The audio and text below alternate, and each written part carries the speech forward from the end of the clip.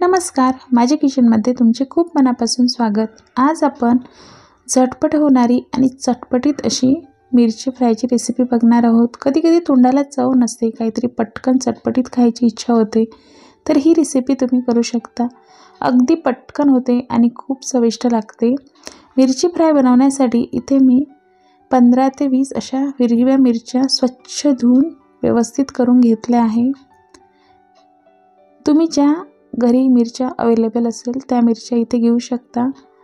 आता मिरचीला असं मधोमध आपल्याला कट करायचं आहे आणि मिरचीचे 2 भाग करायचे आहे।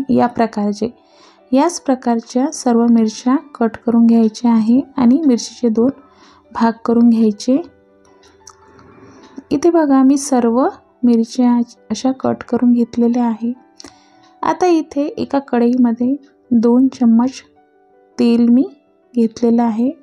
गॅस इथे चालू केलेला आहे। तेल थोडंसं गरम झालं की त्यामध्ये टाकायच्या मिरच्या आणि साधारण 1 मिनिट आपल्याला मध्यम आचेवर या मिरच्या अशा फ्राय करून घ्यायच्या आहे। 1 मिनिट फ्राय केल्यानंतर यामध्ये टाकायचं आहे 1 चम्मच आमचूर पावडर, पाव चमचा मिरची पावडर, अर्धा चम्मच हळद, 1 चम्मच धने पावडर आणि अर्धा चम्मच गरम मसाला, 2 चिमूट हिंग आणि थोडंसं मीठ, चवीनुसार मीठ। हे सर्व मसाले आपल्याला चांगले मिक्स करायचे आहे। इथे मी मिरची पावडर मिरचीला छान कलर येण्यासाठी टाकलेला आहे। याला रंगही छान येतो आणि मिरची आपली छान होते। बघा साधारण 1 मिनिट आपल्याला हे असंच फ्राय करून घ्यायचं आहे। इथे 1 मिनिट झालेला आहे। मिरची फ्राय आपली तयार आहे।